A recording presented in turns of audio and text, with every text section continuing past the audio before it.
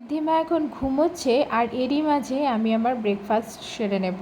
তো আজকে ব্রেকফাস্টে আমি মাখানা অ্যাপেল আর বেশ কয়েকটা কাজু বাদাম, সেই সাথে কয়েক টুকরো খেজুর, এই কটা উপকরণ দিয়ে আর সামান্য একটুখানি দুধ ব্যবহার করব, একটু জলও মিক্স করব।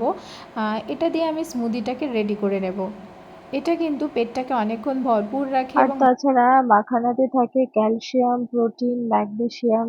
ক্যালসিয়াম থাকার কারণে যাদের পায়ে ব্যথা আছে তারা এটা ট্রাই এই করতে রকম পারে। অ্যাপেল দিয়ে আমি কিন্তু এটাকে সার্ভ করেছি। বেশ সুন্দর লাগছে, তাই না? আর এটা খেতেও কিন্তু বেশ সুন্দর, তোমরাও ট্রাই করতে পারো। মাম্মা কি কিউট করে শুয়ে আছে না, এখানে সফট টয়েসগুলো নিয়ে খেলতে খেলতে ও কিন্তু ঘুমিয়ে পড়েছে। তো যাই হোক, প্রতিদিনই সকালবেলাতে 20 মিনিট 25 মিনিট, কোনো দিন আধা ঘন্টা মতো ঘুমিয়ে থাকে, নয়তো লাঞ্চ টাইমে আবার খুব ঘ্যানর ঘ্যানর করে, কারণ ঘুম কমপ্লিট না হলে এই সময়টাতে ও খাওয়ার টাইমে ভীষণ বিরক্ত করে। আমরা রাজস্থানে আছি প্রায় 5 বছর হয়ে গেল। হাজব্যান্ডের নতুন কোনো স্টেটে আবার ট্রান্সফারের কথাবার্তা চলছে, দেখা যাক কবে কি হয়। তোমরা সাথে থাকো, আপডেট পেয়ে যাবে। ঘড়িতে 10:30 বাজে, এই টাইমটা প্রতিদিনই ও ঘুমোয়। আর না ঘুমোলেই মুশকিল, ওই যে বললাম।